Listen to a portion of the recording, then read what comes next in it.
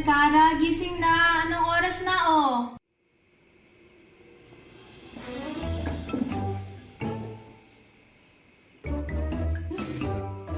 Ma, nagsasawa na ako sa ginagawa natin, kaya ba ito matatapos? Ben, alam mo namang unting oras na lang ang kailangan nating intayin. Ang kailangan mong intayin. Gutom na ako. Gusto ko na kumain. Huwag ka mag-alala. Malapit na ang pag-alpas ng ating sitwasyon. Sabi niyo yan, ha? Ha? Ano to? Hinihingi po namin ang inyong permiso para interviewin tungkol sa mga buhay niyo bilang mga vampira. Interview? Para tayong mga sikat na artista niyan. Baka may fun question sila. Ano yung tatanong nila? Anong blood type ang favorite ko?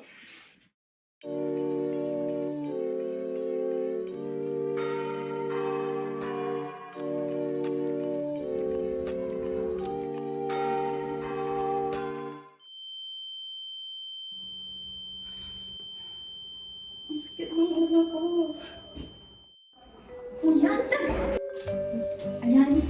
Pasado ka na bilang isang Dracula. Ano to? Ano na naman yan, Ana? Kung ikaw si Dracula, ako ay Paniki. Sigurado akong gustong malaman ng lahat ang pinaka-paborito niyo pong blood type. At ano nga ba ito? Ay, syempre! Yung blood type mo! Pero pag-isipan ko, siguro O positive. Ganito kasi yan. Ang mga red blood cells ay mayroong nakadikit na molecules na tinatawag nating antigens. Pero ang blood type O ay wala siyang antigens na nakadikit, kaya hindi siya kasing tamis ng mga blood type AB na mayroong A and B antigens. Kung ganoon po, paano po kayo naging vampira? Noong panahong nasa ilalim pa ng hapon ng Pinas, nangangalakal lang ako hanggang nakarating ako sa lugar na ito. Hindi ko naisip na may mangyayari sa akin dito, kaya pinasukan ko lang ng kaswal. Tapos, biglang may lumipad sa akin na nilalang at kinagat ako sa leeg. Sinigaw nito, "Mula ngayon, isa ka ng vampira!" Para yun, nakakilala kami ni Kara. Talaga? Sinabi yun ni Mayari? Kakahiya naman. Pero, oo, ako ang kumagat kay Mayari. Wala gutom na ako. Ano bang mga pagkain ang pwede sa mga vampira? Ngayon naman kinakain namin para sa individual na hindi vampira. Pero paborito ko, protina. Para malakas at mabilis ako kumain ng tao. Tinan mo to. Ikaw, di ka dito. Tinan mo to. Solid, no? Oo nga po. Kumakain din kami ng samgyeopsal, chicken, milk tea, pizza. Avail natin yan.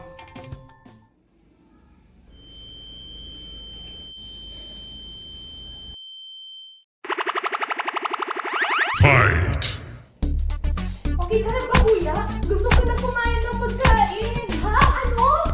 Pagkain? Kakain na ako ng pagkain. Gumising ka nga. Ano ba pinagsasabi mo?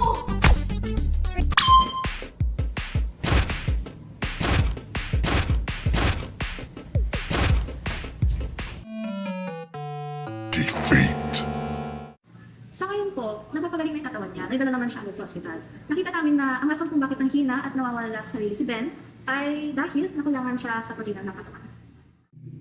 Po? Protina? Ano yun? Ang protina ay gawa sa mga amino acids at sila ay napaka-importante para sa katawan natin. Ito ay kapakipakinabang para sa atin sa halos lahat ng aspeto ng ating buhay. Kailangan natin ng 20 na amino acids at mula sa 20 na yun, 11 na ang ginagawa ng katawan natin na tawag ay non-essential amino acids. Ang natirang siya ay tawag essential amino acids at nakuha natin to galing sa kinakain natin. Ang mga protina rin ang tumutulong upang malabanan natin ang mga bacteria at viruses na pumapasok sa katawan natin. Ito rin ang responsable sa paggalaw o paglipat ng mga oksihina upang mas maging maayos ang daloy sa ating buhok. Hindi lang yan, meron din silang abilidad na makakatulong upang mag-imbak ng sustansya at iron para sa ating katawan. Sige, mukhang magaling ka naman na. Ika na din, Ana Ben. Sir, ayos lang po ba kayo? Kailangan niyo po bang bumalik sa ospital? Okay na po. Ano nga po ulit yung tanong? Okay po. Ano po yung paborito mong blood type? Yung sa'yo. Nawawala. Grupo ng mga interviewer ay nireport ang nawawala nitong mga nakakaraang araw dito sa Tugigaraw. Sa bawat hapagkainan, kailangan natin ng protina para mapanatili ang kalusugan. Vampira ka man o tao, mahalagang kainin ang iyong mga protina. Mapaitlog man, beans, gatas, o tao. Kadiri! Ba't may buhok sa kinakain ko? Uy, alam mo ba? May protina din yan. Ay, be? Sinasabi mo ba na kailangan ko kainin to? Hindi. May protina kasi yung keratin na nagprotekta sa ating kuko, balat at syempre buhok. Ano yun? May masansang na amoy. Pag namatay ang isang tao, ang mga protina tulad ng actin at myosin ay nasisira sa pamamagitan ng autolysis, kung saan ang mga enzyme ay natutunaw sa ating katawan. Kasabay nito, ang mga bakterya na naglalabas ng mga proteins ay napapabilis sa pagkasira ng mga protein at naglalabas ng mga gas.